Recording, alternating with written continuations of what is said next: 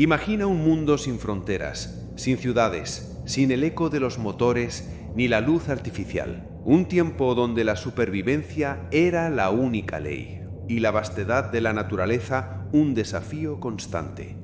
En ese escenario primordial, entre las frías sombras de las cuevas y el crepitar de las hogueras tribales, un comportamiento que hoy nos horroriza se repetía una y otra vez en los vestigios arqueológicos de todo el mundo: el canibalismo.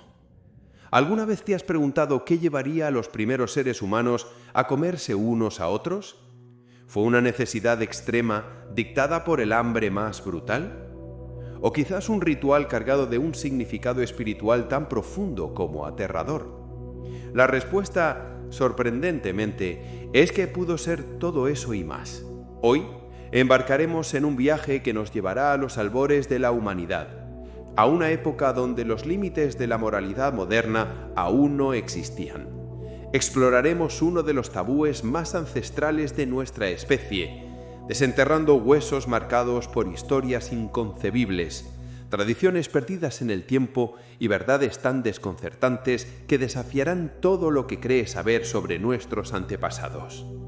Prepárate para descubrir el lado más oscuro y fascinante en de los neandertales, Homo sapiens e incluso los misteriosos Homo heidelbergensis, y cómo sus interacciones, a menudo violentas, moldearon el camino de la humanidad.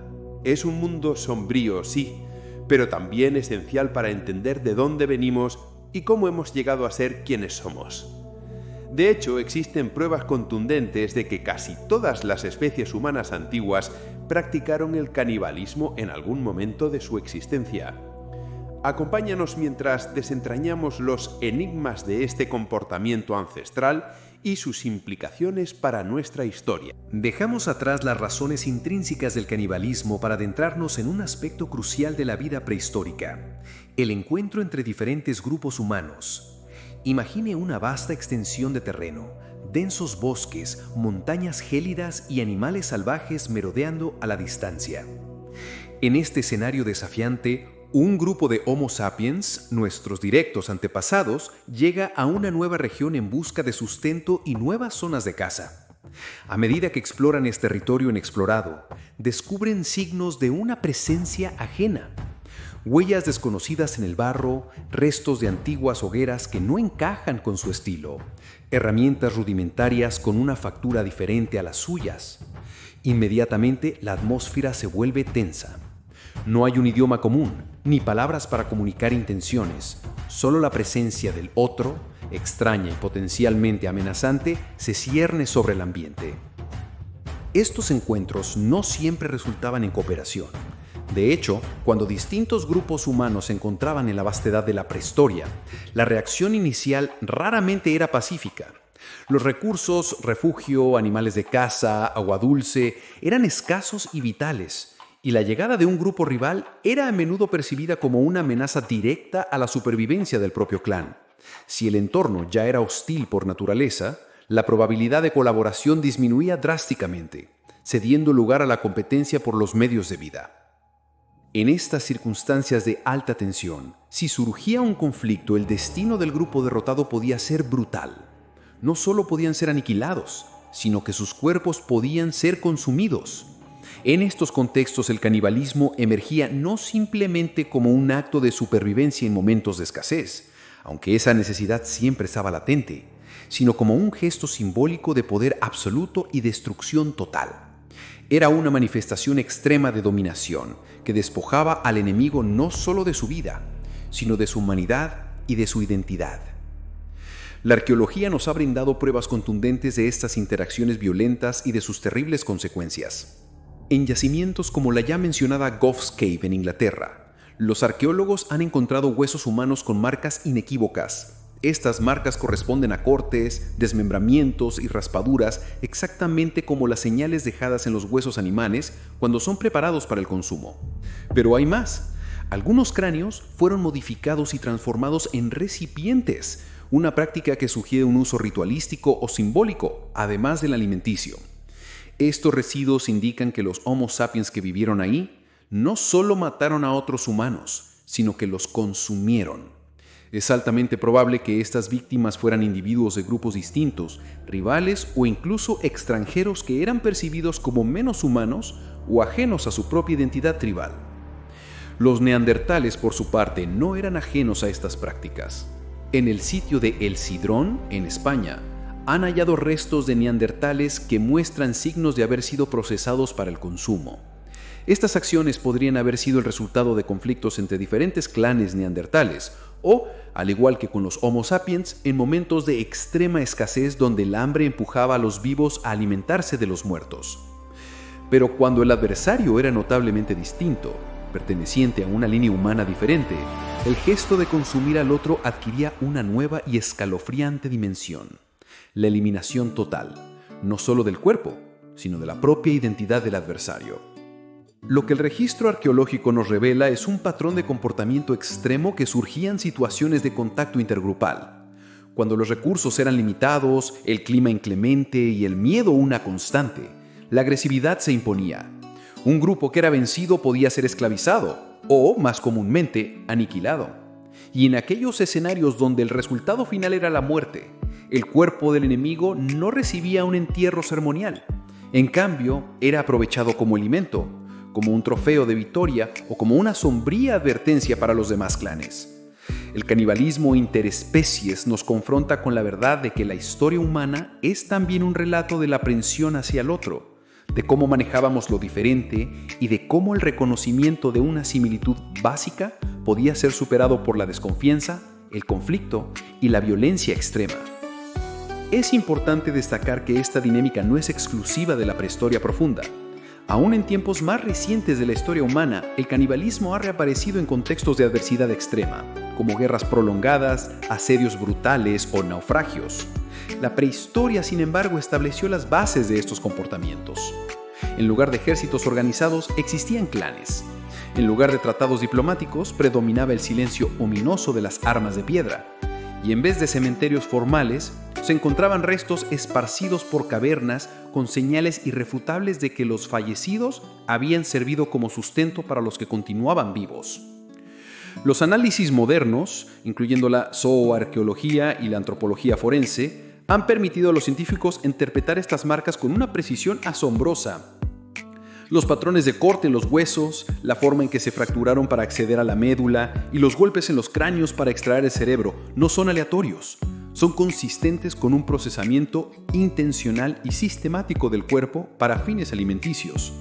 Para los homínidos de la prehistoria, la línea entre el humano y el alimento podía ser sorprendentemente difusa, no por una inherente barbarie en el sentido moderno, sino por una combinación de necesidad, oportunismo y, en algunos casos, una naciente tradición cultural. Estas evidencias nos obligan a confrontar la compleja y a menudo brutal realidad de la vida en el Pleistoceno. Los encuentros entre diferentes grupos humanos eran en esencia choques por la supervivencia en un mundo de recursos limitados. El canibalismo en este contexto emerge como un comportamiento multifacético, una estrategia de último recurso para evitar la extinción, un rito cargado de significado espiritual o una declaración de poder implacable en la eterna lucha por la dominación. En nuestro viaje a la prehistoria hemos tocado la superficie de un tema que a primera vista resulta repulsivo, pero para comprenderlo verdaderamente debemos ir más allá de la mera repulsión y adentrarnos en las diversas razones y contextos que llevaron a nuestros ancestros a practicar el canibalismo. No era un acto monolítico. Sus motivaciones eran tan variadas como los desafíos que enfrentaban. Imaginemos un grupo humano, tal vez Homo sapiens o neandertales, acorralado por un invierno inclemente. Las montañas, antes refugio, ahora son prisiones de hielo. La caza ha desaparecido, los frutos escasean. La hambruna se cierne como una sombra mortal. En escenarios tan desesperados, el canibalismo no surgía como una elección moral, sino como la última y desgarradora posibilidad de prolongar la vida. No se trataba de un deseo de consumir carne humana, sino de una imperiosa necesidad calórica para resistir el frío y la inanición. En estos contextos, las normas sociales y los tabúes más profundos eran inevitablemente superados por el instinto primario de autopreservación. El cuerpo de un compañero fallecido, tal vez por causas naturales o por accidente, se convertía en el único sustento disponible para los demás. Este tipo de canibalismo, motivado puramente por la desesperación ante la falta de cualquier otra fuente de alimento, es uno de los más difíciles de juzgar desde nuestra perspectiva moderna, pero fue una realidad innegable para la supervivencia de algunos grupos en tiempos remotos. Las marcas en los huesos, consistentes con la extracción de médula ósea, una parte rica en nutrientes, o el desmembramiento eficiente, a menudo son la única evidencia que nos queda de estas situaciones límite. Pero no todo canibalismo en la prehistoria se reducía a la mera supervivencia. En otros tiempos y lugares, el acto de consumir a los muertos podía poseer un profundo y complejo significado espiritual. Este es el ámbito del canibalismo funerario o ritualístico. Aquí, el consumo de tejido humano no era por hambre, sino como una manera de preservar la esencia del difunto, de honrar su memoria y, en ciertas creencias, de permitir que su fuerza vital, su sabiduría o su coraje continuaran habitando entre los vivos. Podemos distinguir aquí dos subcategorías importantes. Endocanibalismo. Esta práctica implicara el consumo de individuos del propio grupo o tribu. A menudo se realizaba como un acto de reverencia y conexión con los ancestros. Al ingerir parte del cuerpo de un ser querido, se creía que su espíritu o sus cualidades se asimilaban, fortaleciendo el grupo y manteniendo una continuidad espiritual. Ejemplos etnográficos de sociedades más recientes sugieren que esta forma de canibalismo podría haber incluido el consumo de cenizas, médula o incluso el cerebro, considerados portadores de la esencia del individuo. Canibalismo ritual y simbólico. Aunque no siempre implicaba el consumo total, podía ser parte de ceremonias de iniciación, de paso o para invocar poderes espirituales. Las partes del cuerpo, como los cráneos transformados en recipientes, podían servir como objetos rituales, no necesariamente para alimentación, sino para absorber el poder o el conocimiento del fallecido. Finalmente, el canibalismo podía adquirir un carácter mucho más sombrío y terrorífico, el de la guerra y la dominación. En este contexto, el acto de consumir al enemigo se convertía en una poderosa declaración de supremacía. No era solo eliminar al adversario, sino devorarlo, humillándolo por completo y asimilando simbólicamente su fuerza. Era una forma de ejercer un control total, no solo físico, sino también psicológico y espiritual sobre los vencidos. Exocanibalismo. A diferencia del endocanibalismo, esta práctica se dirigía a los individuos de grupos rivales o extranjeros. El cuerpo del adversario derrotado no se enterraba con ritos, sino que se aprovechaba como alimento, como trofeo o como una advertencia brutal a los demás. Esta práctica enviaba un mensaje inequívoco. Lo que fue tuyo, ahora es mío. Tu existencia ha sido borrada y tu fuerza absorbida. Es en este tipo de canibalismo donde la arqueología revela signos de violencia intencional y un procesamiento del cuerpo similar al de los animales cazados, como veremos en la evidencia. Estas diversas motivaciones, supervivencia, espiritualidad, dominación, nos obligan a ver el canibalismo prehistórico no como un acto monolítico de barbarie, sino como un complejo fenómeno humano moldeado por la necesidad, la cultura incipiente y las brutales realidades de un mundo en formación. Comprender estas distinciones es clave para desentrañar el verdadero lado oscuro de la prehistoria y cómo nuestros ancestros lidiaron con la vida, la muerte y el otro.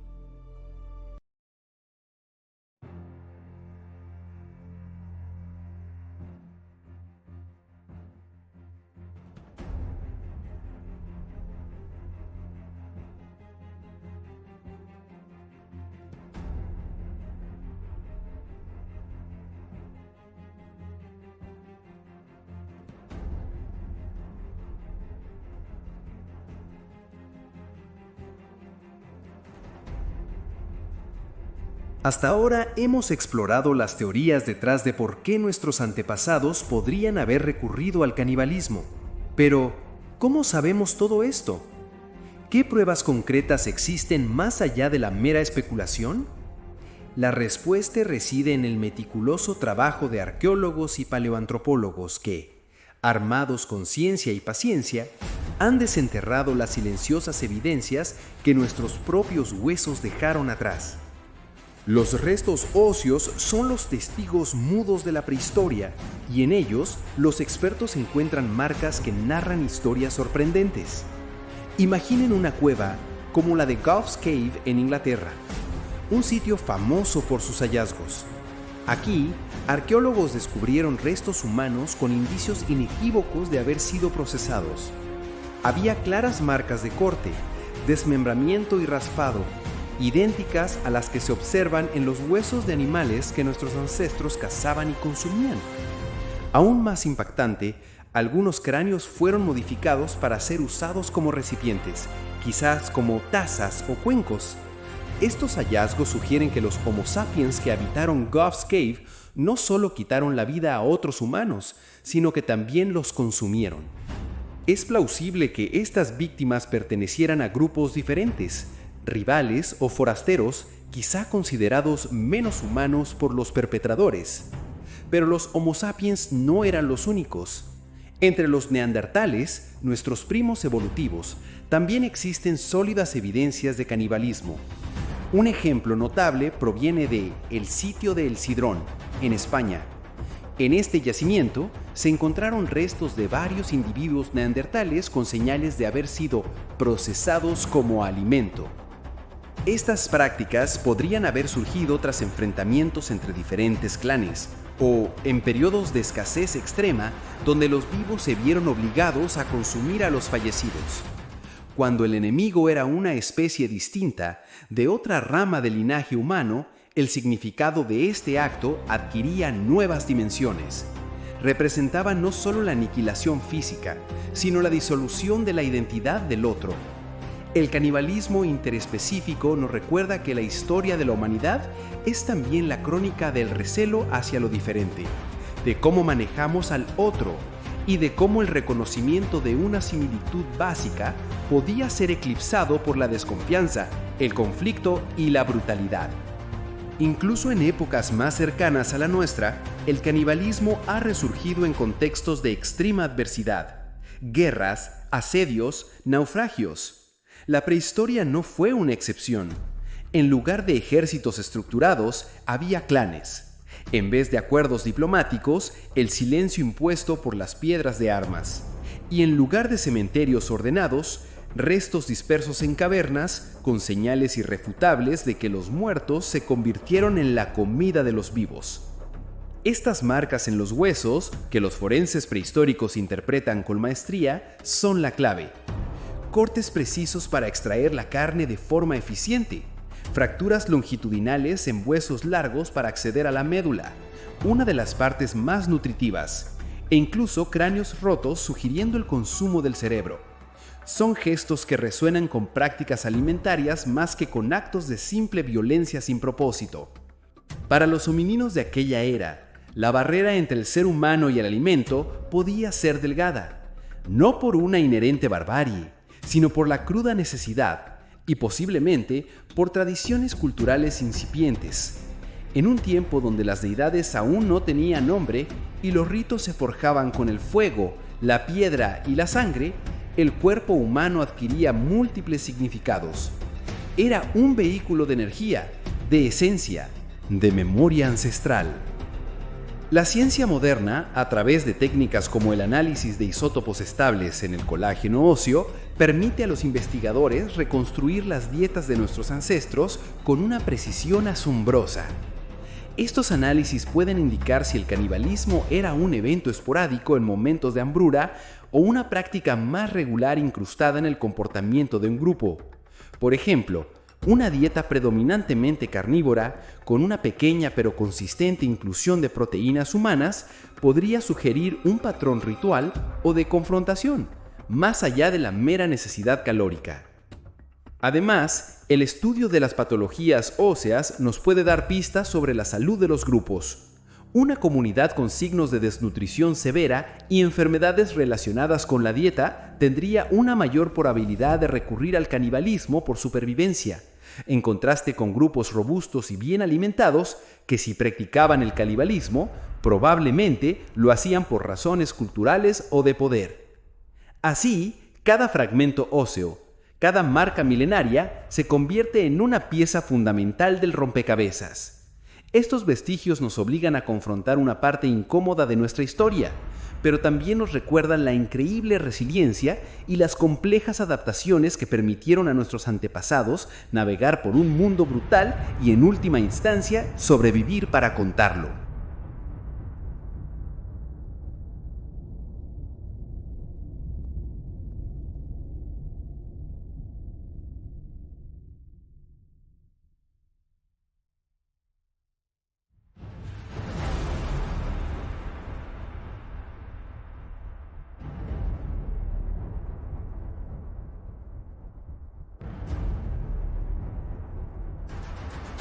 En los oscuros corredores del tiempo, entre fósiles ancestrales y relatos transmitidos de generación en generación, una imagen poderosa ha perdurado, la de los Cro-Magnon, como auténticos gigantes de la prehistoria.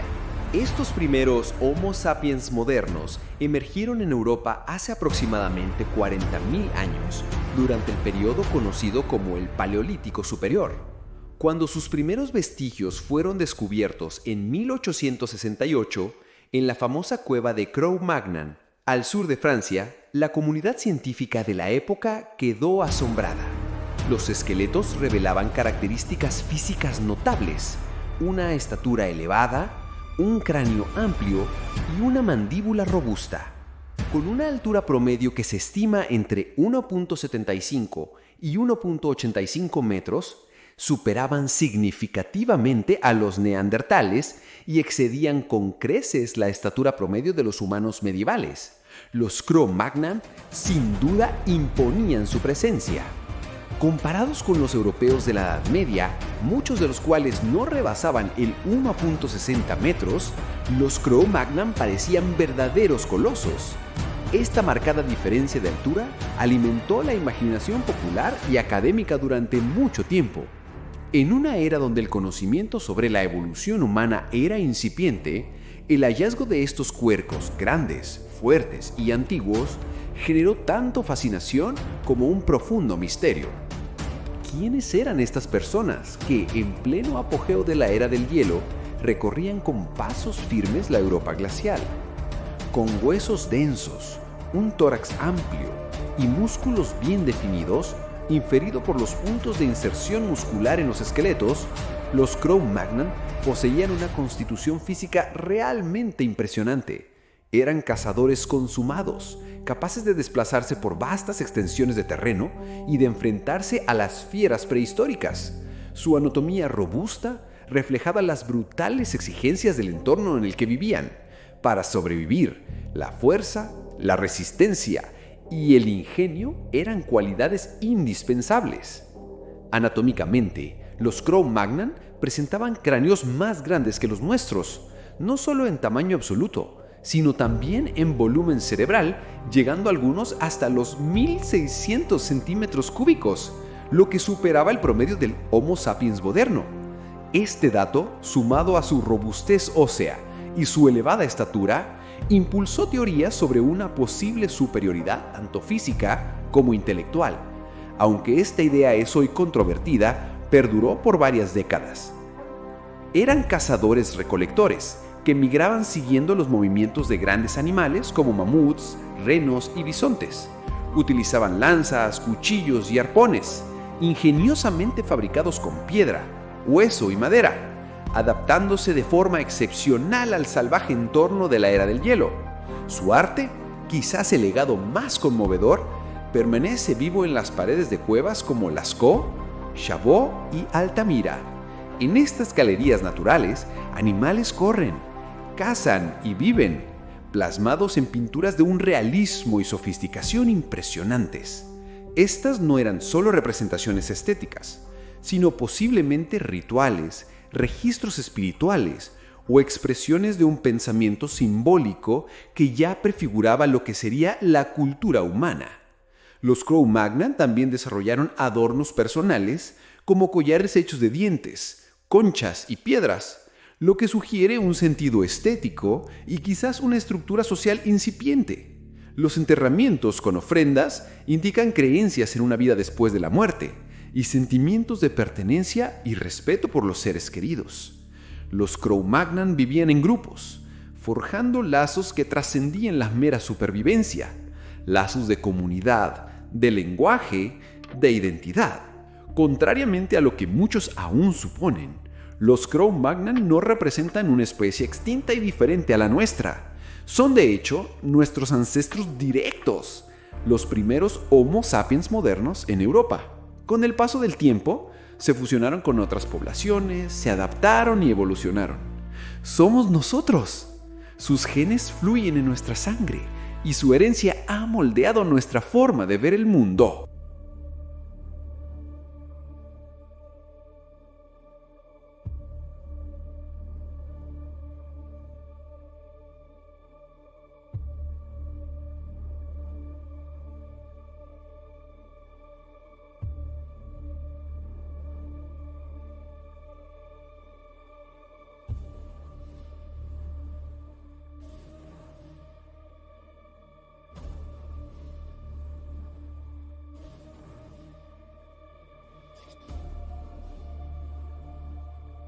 Durante más de 30.000 años, los cromañons coexistieron en Europa con los neandertales, otra especie humana fascinante que habitaba el continente. Estos encuentros, antes idealizados como inevitables confrontaciones, hoy son comprendidos de una manera mucho más compleja. Sin embargo, la posibilidad de conflictos y una eventual depredación no puede descartarse completamente. Pero ¿cómo podría haber ocurrido esta supuesta depredación? Para entenderlo, es crucial contextualizar. Los cromañons eran cazadores excepcionales, dotados de una habilidad estratégica superior, capaces de organizar ataques coordinados y manipular su entorno a su favor. Empleaban lanzas arrojadizas, posiblemente con atlatl, o propulsores, trampas e incluso señuanos, técnicas que superaban las de los neandertales. Mientras que los neandertales tendían a cazar mediante emboscadas de corta distancia y preferían el enfrentamiento directo, los cromañons podían atacar desde lejos, manteniendo una mayor seguridad. Su tecnología avanzada les confería una ventaja indiscutible. Cuando se encontraban con pequeños grupos de neandertales que estaban aislados, hambrientos o en inferioridad numérica, los cromañons pudieron haberlos visto no solo como competidores por los escasos recursos, sino también como una oportunidad. Las motivaciones para tal conflicto podrían haber sido diversas: disputas por el territorio, la eliminación de rivales en la caza o el control de puntos estratégicos. Pero en tiempos de escasez extrema, donde el alimento era escaso y los inviernos mortales, incluso lo más impensable podía volverse una opción viable. Los cuerpos de los neandertales, anatómicamente fuertes y bien nutridos, representaban una valiosa fuente calórica. Y si no existían barreras culturales estrictas, después de todo, los cromañons también estaban formando su propia cultura, el límite entre cazar un animal y cazar un homínido diferente no había sido tan rígido como lo imaginamos hoy. La depredación en estos términos no implicaría una guerra a gran escala, sino acciones puntuales, furtivas y quizás sistemáticas. Un grupo de cromañons podría tender emboscadas en neandertales durante sus migraciones, en las proximidades de fuentes de agua o en los límites de zonas de caza. Eran adaptables, móviles y utilizaban el terreno con inteligencia estratégica. Los neandertales, en contraste, solían ser más sedentarios, agrupándose en regiones específicas. Esto los convertía en blancos más predecibles.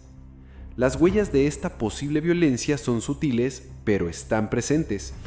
Además de las marcas en los huesos, se observa un declive repentino en las poblaciones neandertales en áreas donde los cromañons acababan de llegar.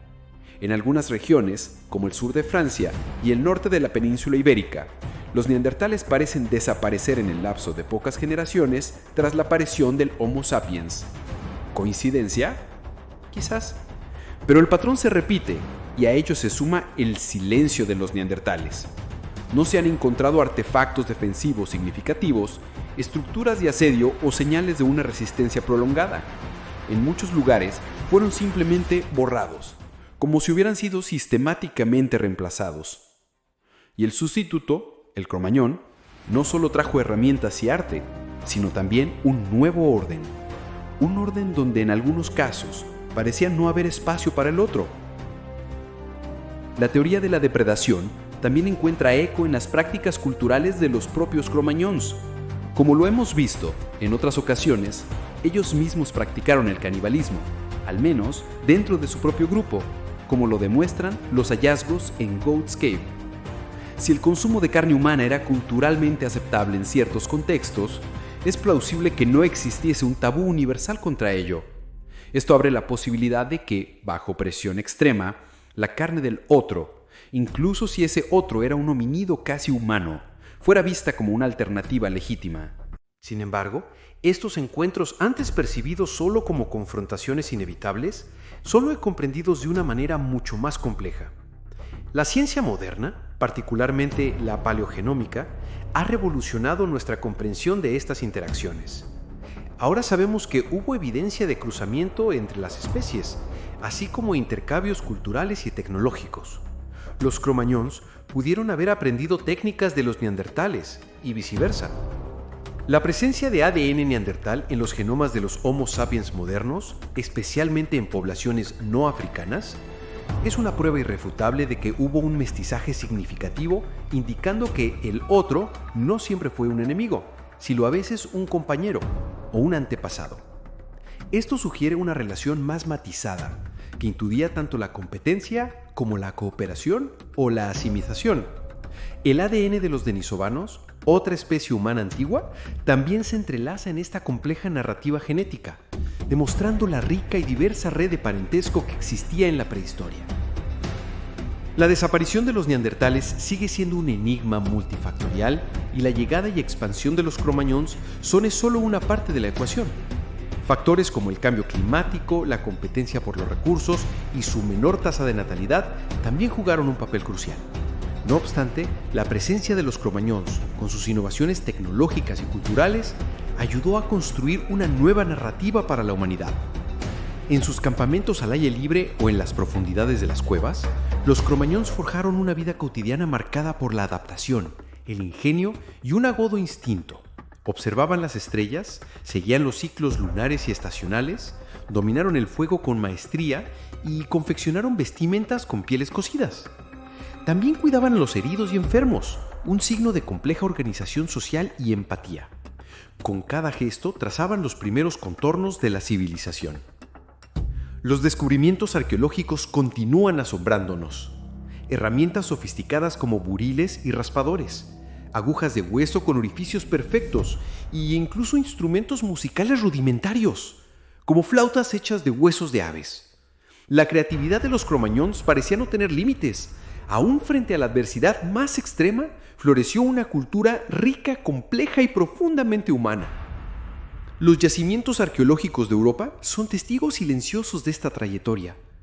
En cada fragmento óseo, en cada lasca de sílex, en cada pigmento ocre, late la vida de un pueblo que se aventuró en lo desconocido. El legado de los cromañons no yace enterrado en el pasado, respira, nos habla y nos inspira.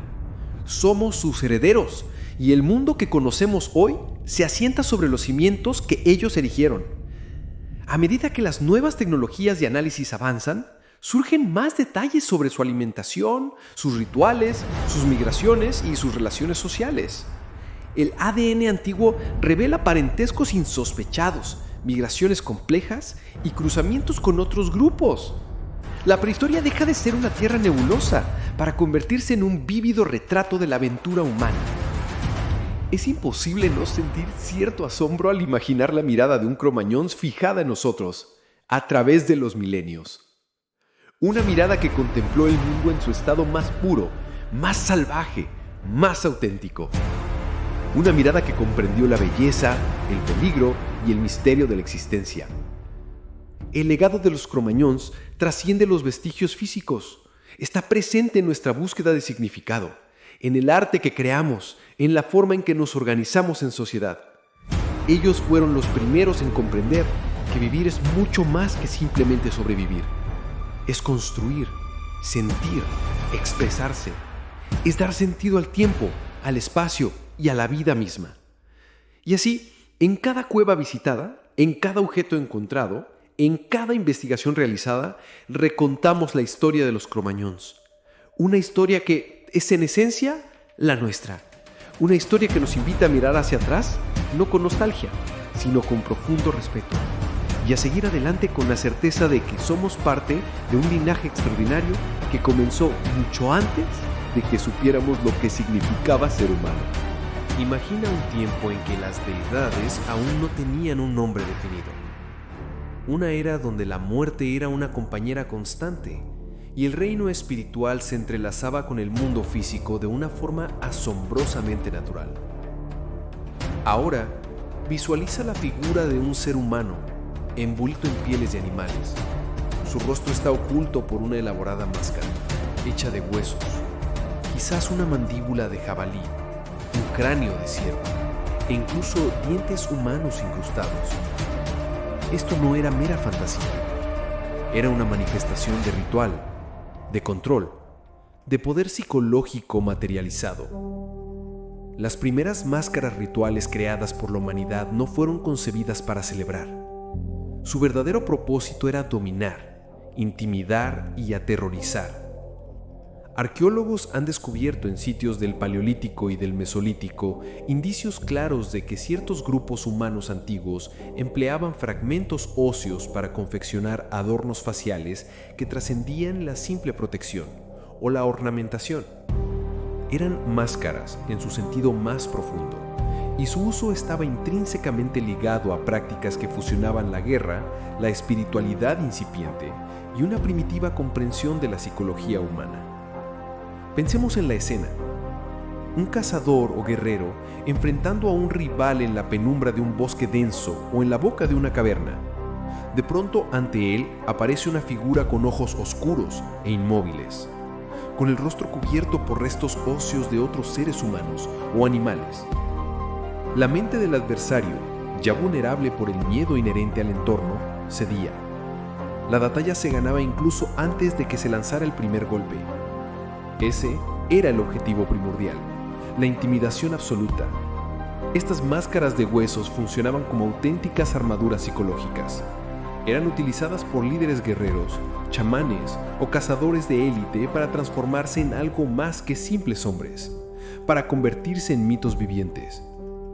Las pruebas de su existencia y uso se encuentran en los detalles finos de los artefactos. Cráneos trabajados con una precisión notable, mandíbulas perforadas meticulosamente para ser atadas, fragmentos de huesos pulidos que muestran claras marcas de uso repetido. En algunos casos, incluso se han encontrado vestigios de pigmentos alrededor de las cuencas oculares, lo que sugiere un esfuerzo deliberado para realzar su efecto aterrador. Estas máscaras no eran el resultado de la casualidad, eran objetos pensados, cuidadosamente construidos y utilizados de forma recurrente. Se empleaban en batallas, en ceremonias de caza cruciales, en ritos de iniciación para los jóvenes o incluso en ejecuciones. ¿Pero por qué específicamente huesos? La elección del hueso como material no era fortuito. Los huesos poseen una profunda simbología ancestral. Son la última parte del cuerpo en descomponerse, la estructura perdurable, el vestigio tangible de una vida que fue. Utilizar el hueso de un enemigo caído o de un animal poderoso era un gesto cargado de significado. Era una forma de apropiación, de absorción de la fuerza, la memoria o la esencia del vencido. También servía como una clara advertencia: lo que fue de él ahora me pertenece a mí. Cada una de estas máscaras era un trofeo silencioso, cada diente incrustado, un recordatorio de una victoria, y cada fisura una historia muda contada a través del tiempo. Los Homo sapiens que elaboraban y usaban estas máscaras comprendían perfectamente el impacto que generaban. Sabían cómo manipular el miedo, cómo provocar terror y cómo paralizar al adversario.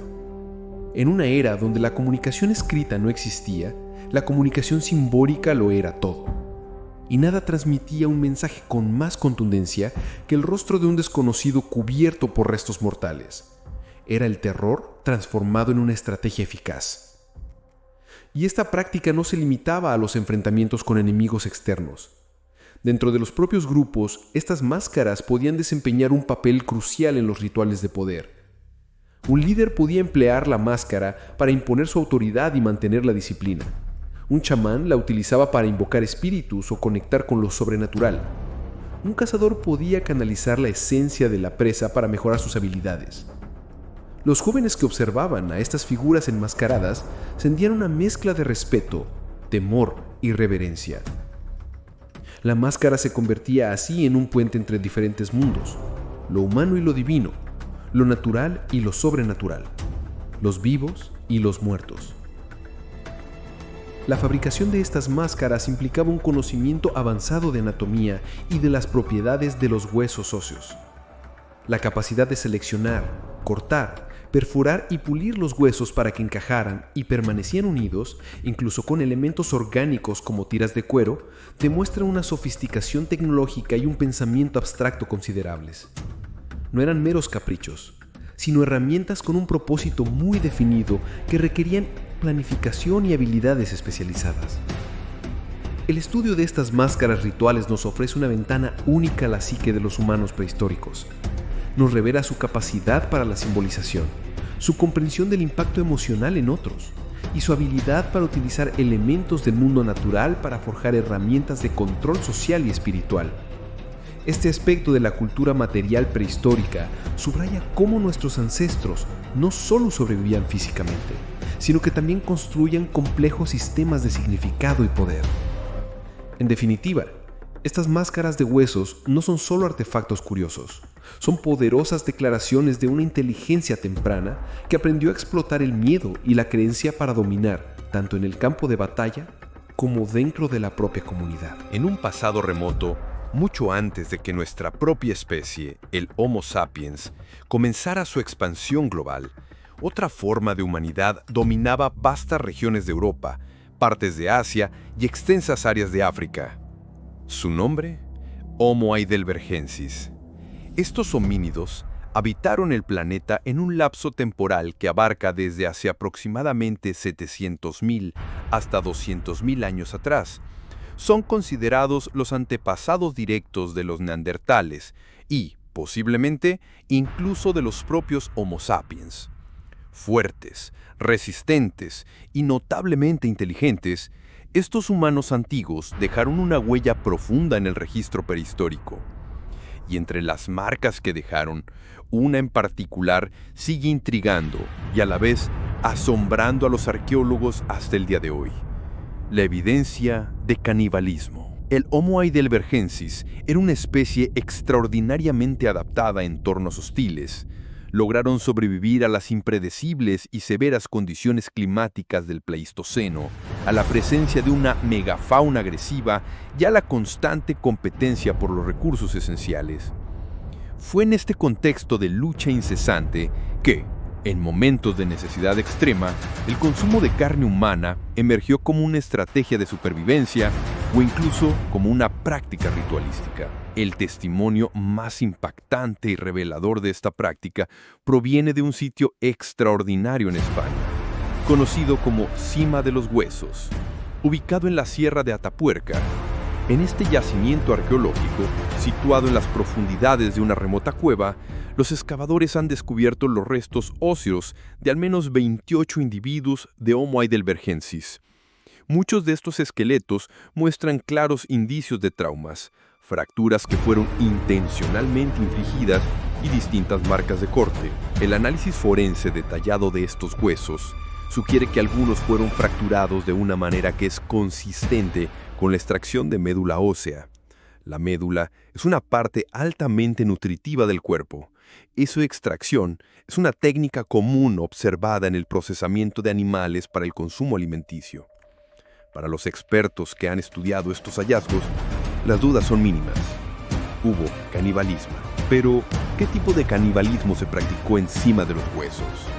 ¿Fue un acto de supervivencia pura impulsado por periodos de escasez severa, o se trató de un canibalismo ritualístico, formando parte de una ceremonia de transición o un culto ancestral. La respuesta a esta pregunta fundamental sigue envuelta en un profundo misterio. El hecho de que los cuerpos se encontraran agrupados, cuidadosamente acumulados en un lugar tan remoto y de difícil acceso dentro de la cueva, sugiere algo más allá del mero instinto de matar y consumir. Quizás Cima de los Huesos fue un lugar de enterramiento comunal, tal vez un altar primitivo o incluso una combinación de ambos. La noción de que el Homo heidelbergensis pudiera haber practicado el canibalismo ritual no es descabellada en absoluto.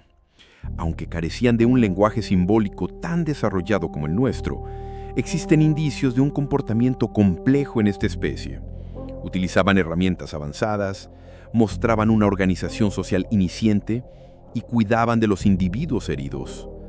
En este contexto, el canibalismo podría haber servido como una forma de procesar la muerte, de asimilar el espíritu de los difuntos o de mantener viva de manera literal la memoria de aquellos que ya no estaban. Sin embargo, no podemos ignorar la brutal realidad de la supervivencia. En regiones donde los inviernos eran extremadamente rigurosos y los recursos se volvían escasos, los grupos de Homo heidelbergensis se habrían enfrentado a decisiones imposibles. En esos momentos críticos, el cadáver de un compañero, de un anciano o incluso de un rival podía transformarse en una vital fuente de alimento. Es un vertimiento extremo, sí, pero perfectamente comprensible a la luz de la incesante lucha por la existencia en un entorno tan despiadado. El canibalismo también pudo haber ocurrido entre grupos rivales. No es difícil imaginar enfrentamientos entre clanes por el control del territorio, por el acceso a la caza o por la dominación. Y después de una victoria, los cuerpos de los vencidos podían ser consumidos. Este acto podría haber sido un gesto de venganza, una afirmación de poder absoluto, una forma de absorber la fuerza del enemigo. Esta práctica, que se repitió en culturas humanas mucho más recientes, podría tener raíces muy profundas en los tiempos del Homo heidelbergensis. Las marcas en los huesos son elocuentes y no mienten. Se observan cortes precisos que indican una remoción eficiente de la carne, así como fracturas longitudinales en los huesos de las piernas y los brazos, lo que evidencia el acceso a la médula ósea. En algunos casos, incluso los cráneos muestran signos de haber sido rotos, lo que sugiere el consumo del brem. Estos gestos resuenan más con prácticas alimentarias que con simples actos de violencia desorganizada. Para el Homo heidelbergensis, la línea que separaba al hombre del alimento podía ser muy tenue, no por una inherente barbarie en nuestro sentido moderno, sino por una combinación de necesidad y quizá arraigada tradición. La importancia de Cima de los Huesos no se limita a la evidencia de canibalismo. Este sitio es fundamental para entender la evolución humana, ya que los restos de Homo heidelbergensis allí encontrados son cruciales para trazar la línea evolutiva hacia los neandertales. El estudio de estos individuos no solo nos habla de sus dietas, sino también de su estructura social, su capacidad de organización y potencialmente de sus primeros ritos funerarios o de agrupamiento de los muertos. La riqueza de este yacimiento nos permite mirar de cerca a una especie que fue un puente vital en nuestra propia historia. En tiempos donde los dioses aún no tenían nombres y los rituales se realizaban con fuego, piedra y sangre, el cuerpo humano adquiría múltiples significados. Era un vehículo de energía, de esencia, de memoria ancestral. El descubrimiento de Cima de los Huesos no es un caso aislado, pero su escala y la preservación de los restos la convierten en una ventana única a un pasado que aún nos revela sus secretos más profundos.